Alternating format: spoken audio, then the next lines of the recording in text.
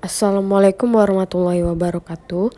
Perkenalkan, nama saya Tari Sabrina Agustin dengan NIM 06091282025033 dari kelas Indralaya. Saya di sini guna memenuhi tugas micro teaching yang diampu oleh Ibu Dr. Nurmelinda MPD dan Ibu Dr. Ermayanti MSI. Keterampilan yang saya pilih dalam micro teaching ini adalah keterampilan bertanya dan menjelaskan.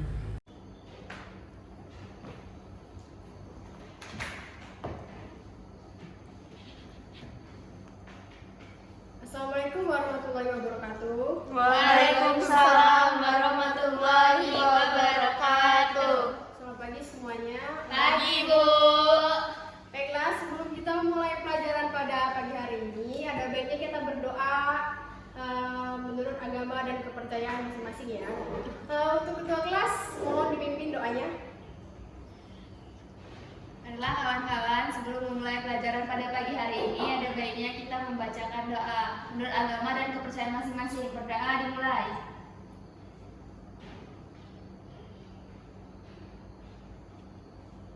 Doa selesai. Oke, kira-kira hari ini semuanya hadir semua atau ada yang tidak hadir? Hadir semua, Bu. Baik, alhamdulillah ya, hadir semua.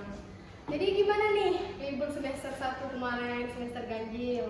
Di rumah aja, Bu. Aduh, Nggak kemana-mana, ya? Bu. Kasihan ya. Oke, hari ini kita akan belajar mengenai materi keanekaragaman hayati. Sebelum kita mulai, Ibu ingin menampilkan tujuan pembelajaran. Ini adalah hal yang harus kalian capai ketika sudah mempelajari materi keanekaragaman hayati ini. Yang pertama itu adalah mengidentifikasi, menjelaskan, menganalisis, dan mengobservasi. Jadi diharapkan setelah pembelajaran ini kalian itu dapat mengidentifikasi, menjelaskan, menganalisis tingkat-tingkat keanekaragaman hayati yang ada di Indonesia, serta menampilkan hasil observasi yang sudah kalian lakukan mengenai tingkat keanekaragaman hayati di lingkungan sekitar kalian.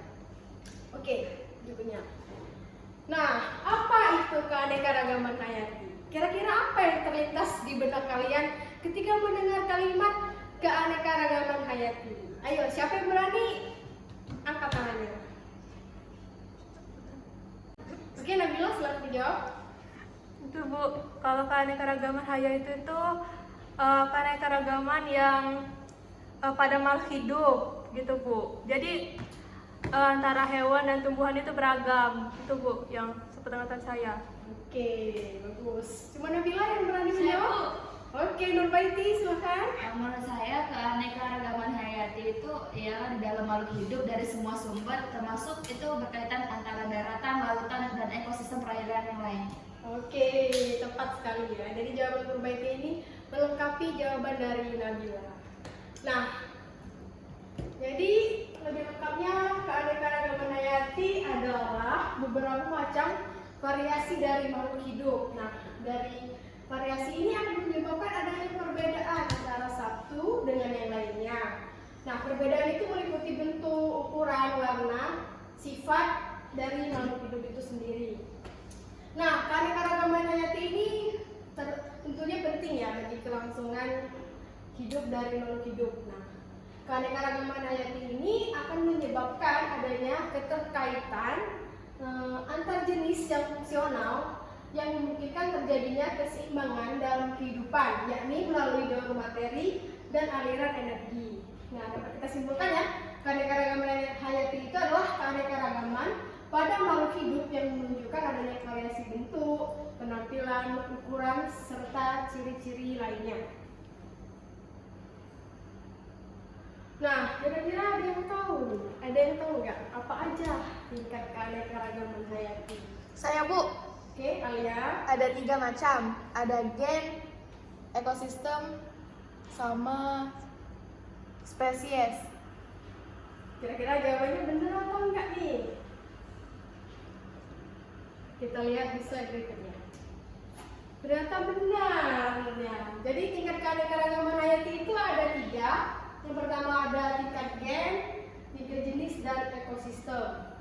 Nah, 3 gen. Nah, keanekaragaman hayati gen ini adalah keanekaragaman yang terjadi pada satu kelompok spesies. Nah, gen ini adalah materi yang terdapat pada kromosom, bersifat herediter atau diturunkan, yang berfungsi mengatur dan mengendalikan sifat atau penampilan suatu makhluk hidup. Nah, variasi gen ini menyebabkan fenotip dan genotip setiap makhluk hidup itu berbeda. Variasi gen menyebabkan fenotip dan genotip setiap makhluk hidup berbeda melalui perkawinan maupun akibat interaksi gen dengan lingkungannya. Kira-kira ada yang bisa menyebutkan apa sih tingkat gen ini contohnya dalam kehidupan sehari-hari? Bu, Oke, Nurbaiti? ada 3 Bu. Contohnya pada variasi padi, misalnya kayak jenis padi itu ada yang varietas rozolele sama Kisadane. Terus kemudian untuk variasi ras manusia itu terdiri seperti dari monoloid dan kaukaosid. Kemudian yang selanjutnya itu seperti variasi pada mangga itu kayak ada kayak mangga Indramayu dan ada juga mangga harum manis. Oke, betul. Beri tepuk tangan untuk Nurbaiti sudah berhasil menjawab. Nah, tingkat keanekaragaman hayati yang kedua itu ada tingkat jenis. Tingkat jenis itu adalah keanekaragaman berbagai dari jenis makhluk hidup. Nah, 2 makhluk hidup itu dapat dikatakan satu spesies jika keduanya dapat melakukan perkawinan secara bebas dan menghasilkan keturunan yang subur atau fertil. Nah, spesies ini dapat diartikan sebagai sekelompok individu yang menunjukkan beberapa karakteristik penting berbeda dari kelompok-kelompok lain, baik secara morfologi, fisiologi, atau biokimia.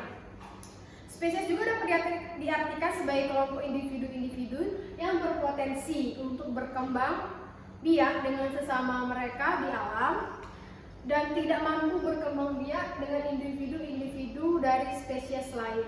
Nah, ada yang bisa menyebutkan contoh dari keanekaragaman hayati tingkat jenis? Saya Bu.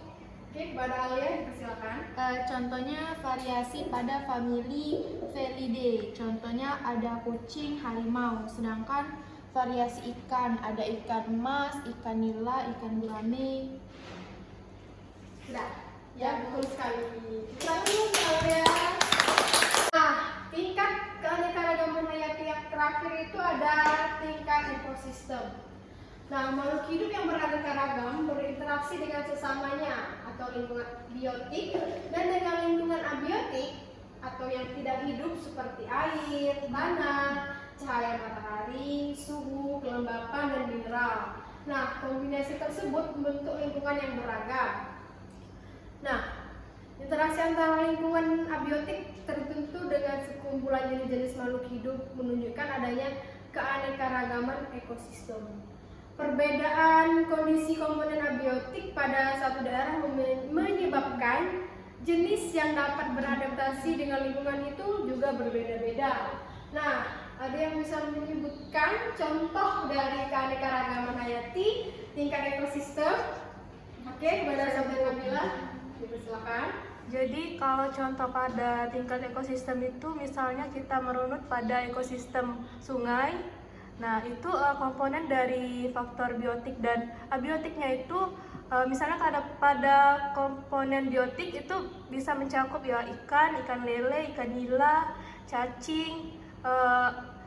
Sedangkan pada abiotik itu batu sungai dan juga mungkin ada suhu dan unsur-unsur hara di sungai tersebut gitu Ibu. Oke, tepat sekali ya yang Nabila ini sudah terperinci.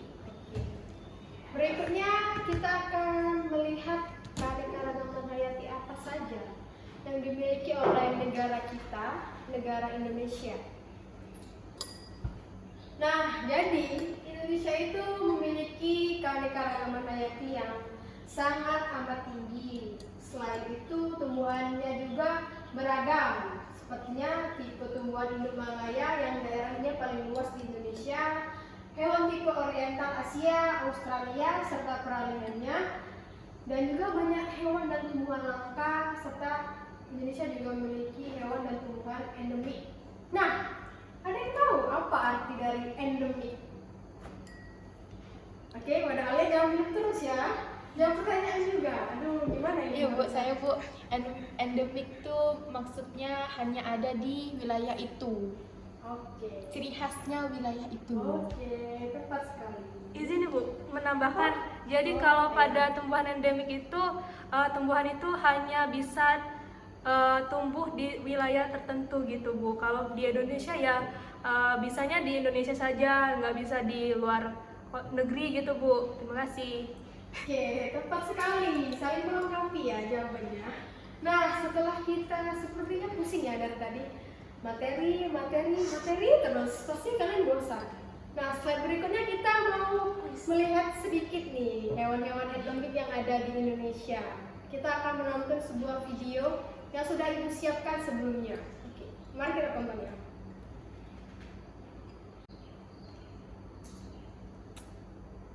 Top 8 endemic animals you can find in Indonesia. Number 1. Sumatran tiger. The Sumatran tiger is a population of Panthera tigris sondega that lives on the island of Sumatra, Indonesia, and is the only surviving member of the Sunda tiger subspecies. The wild population is estimated at 400 to 500 individuals, and inhabits the Bukit Balasan Mountains mainly in the history of the national parks of prehistoric Sumatra. The exoticism of the Sumatran tiger is known all over the world, with the smallest body and darkest skin color among other tiger species. This endemic animal has a denser pattern of black stripes that upon closer inspection resembles a human fingerprint. Number 2. Sumatran rhino. Also known as the hairy rhinoceros or the Asian two-horned rhinoceros. The Sumatran rhinoceros is an endangered member of the Rhinocerotidae family and one of 5 extant rhinoceros species. The Sumatran rhinoceros is the only extant species in the genus Dicerorhinus. Number 3. Orangutan. Orangutans, or Mawa, are apes that live in the rainforests of Indonesia and Malaysia. Today, orangutans are only found in parts of Borneo and Sumatra, but during the Pleistocene, orangutans were widely distributed in Southeast Asia and southern China. Number 4. Borneo elephant. The Bornean elephant, or Bornean elephant Elephas maximus bornesis, is a subspecies of the Asian elephant that inhabits North Kalimantan and Sabah. This Kalimantan elephant species is slightly different, with a body that makes him 1/5 smaller than the Indian elephant species, and ears that appear larger than most other elephants. The shape of Kalimantan ivory is relatively short and straight. Number 5. Yellow Bali. Starlings Leucopsa rothschildi are medium and sized warblers of the starling family, about 25 centimeters long. He is also known as curric instead of sterling. The Bali starling lives only in the forests of western Bali and is endemic to Indonesia. Starlings have a cheerful disposition and love to sing, often appearing to be dancing on water. Bali starlings have unique small eggs, 3 centimeters in size and bluish-green in color. Number 6. Komodo dragon. The Komodo dragon, or full Komodo dragon Varanus konodonsis, is a large species of monitor lizard found on Komodo Island. The Komodo dragon is the largest member of the monitor lizard family and the largest lizard in the world, averaging 2 to 3 meters in length and weighing up to 100 kilograms. The Komodo dragon is the apex predator of its habitat, as no other large carnivore other than this dragon is known in any geographical region. Number 7. Pygmy tarsier. Tarsius is a primate of the genus Tarsius, a monotypic genus of the family Tarsiidae, the only surviving family of the order Tarsiformes. This group was once widespread, but today there are limited numbers of all species and can be found on the islands of Southeast Asia. Number 8. Cenderawassu. The bird of paradise is a member of the passerine family Paradisaceae. Cendrawassi is usually found in Indonesia, such as eastern Papua. Birds of this family are known for the plumage of many species of males, especially the very elongated and intricate plumage that extends from the beak, wings, or head. The size of Cendrawassi birds varies from 50 grams and 15 centimeters king. Cendrawassi to 110 centimeters black Cendrawassi, and for 130 grams rolled up is Cendrawassi manicon. Thank you for watching this videos. If you like this video, please press the thumbs up. Don't forget to subscribe to our channel for more videos about animals.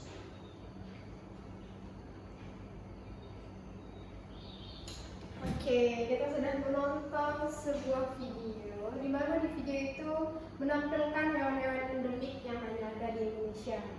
Kalau kalian mau menyimak, coba sebutkan hewan apa saja yang ada di video tadi.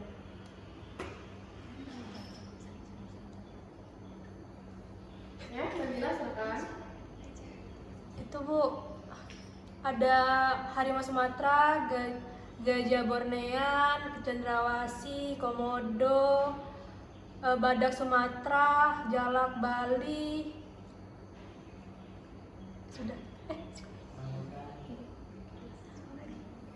Itu aja Bu yang saya Oke, ingat. bagus. Sampai semuanya diingat ya. Nah, di antara hewan-hewan tadi itu tentunya ada hewan-hewan yang dilindungi dan hampir punah ya. Contohnya itu ada harimau Sumatera.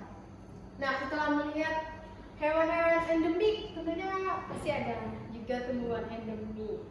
Nah, kira-kira ada yang bisa menyebutkan contoh tumbuhan endemik yang ada di Indonesia?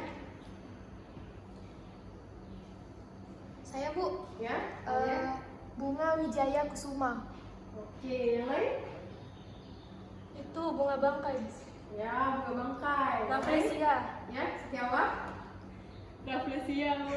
Ya, betul. Apa lagi?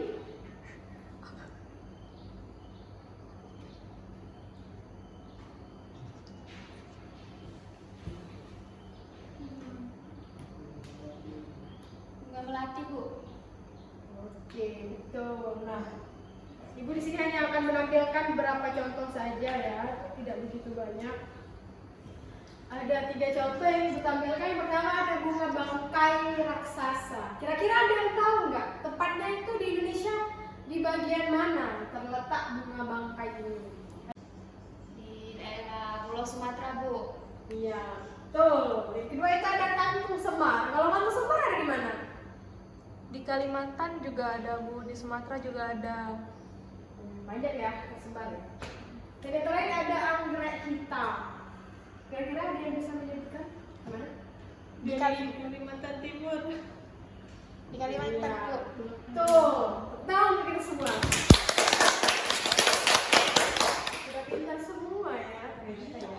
Jelas nih. Oke, sepertinya materinya sudah mau habis. Apa ada yang mau ditanyakan mengenai materi kita, pembelajaran kita hari ini? Belum Bu. Sudah cukup jelas Bu. Sudah cukup jelas. Nah, setelah materi tentunya tidak semata-mata hanya materi ya. Ibu akan memberikan tugas. Tugasnya ini ada 2. Yang pertama itu ada tugas individu dan tugas per kelompok. Tugas individu yang pertama itu cuma sedikit soal bilangan ganda yang berjumlah 5 soal. Nanti soalnya akan Ibu bagikan kepada kalian ya setelah pembelajaran kita hari ini ya Bu. Dan yang kedua itu ada tugas kelompok. Jadi kalian akan dibagi menjadi beberapa kelompok ya. Dan tugasnya itu adalah mengamati lingkungan sekitar tempat tinggal kalian. Kalian harus menentukan 2 ekosistem. Setelah kalian menentukan ekosistem apa yang harus diamati, kalian harus melihat interaksi yang terjadi antara makhluk hidup dengan makhluk hidup lainnya, serta interaksi makhluk hidup dengan lingkungannya, serta amati pula keanekaragaman gen dari setiap spesies yang sudah kalian temui, dan nanti data yang kalian peroleh akan kalian masukkan ke tabel ini. Jadi setelah pembelajaran ini, Ibu harapkan kalian sudah membagi ke dalam beberapa kelompok. Oke, sebelum kita mengakhiri, kira-kira ada yang bisa membacakan kesimpulan dari pembelajaran kita hari ini. Silakan maju ke depan yang mau membacakan. Kepada saudara Nabila dipersilahkan untuk maju ke depan untuk membacakan kesimpulan dari pembelajaran kita hari ini. Gak ada yang berani dan tadi yang jawab selalu Nabila. Baik, terima kasih atas kesempatannya, Bu. Jadi di sini saya akan membacakan kesimpulan pada pembelajaran kita pada hari ini. Jadi keanekaragaman hayati itu ada 3 tingkat, yaitu tingkat gen, tingkat ekosistem, tingkat jenis. Nah, tingkat gen itu adalah keanekaragaman yang terjadi pada satu kelompok spesies. Nah, gen yang tersebut itu adalah materi yang terdapat pada kromosom dan sifatnya itu herediter, artinya itu bisa diturunkan ke keturunannya. Nah, kemudian selanjutnya itu adalah keanekaragaman jenis. Keanekaragaman jenis atau spesies ini adalah keanekaragaman berbagai jenis makhluk hidup. Nah, sedangkan yang terakhir itu adalah keanekaragaman pada ekosistem. Jadi keanekaragaman pada ekosistem ini meliputi komponen biotik dan abiotik. Itu saja, Bu, yang dapat saya sampaikan. Terima kasih. Oke, bertepuk tangan untuk Nabila. Sudah berani maju ke depan. Silakan duduk kembali, Mbak Nabila. Ya, mungkin itu saja yang bisa Ibu jelaskan pada hari ini ya. Ya, Ibu harap kalian semua mengerti tentang materi yang sudah kita pelajari pada hari ini. Jika tidak ada pertanyaan, Ibu akhiri pembelajaran kita hari ini. Sebelumnya kita berdoa dulu. Kepada ketua kelas, tolong dipimpin doanya. Baiklah teman-teman, untuk mengakhiri pembelajaran pada siang hari ini, ada baiknya kita membacakan doa menurut agama dan kepercayaan masing-masing. Berdoa dimulai. Berdoa selesai. Beri salam. Assalamualaikum warahmatullahi wabarakatuh. Sekolah aku saya Sekolahnya dari Terima kasih ya Ibu akhiri. Sampai jumpa lagi di pertemuan berikutnya. Jangan lupa tugasnya ditunggu. Siap, Bu. Siap, Bu. Terima kasih, Bu. Sekian video micro teaching yang dapat saya tampilkan. Saya mohon maaf bila terdapat kesalahan. Kepada Allah saya mohon ampun. Saya akhiri. Wassalamualaikum warahmatullahi wabarakatuh.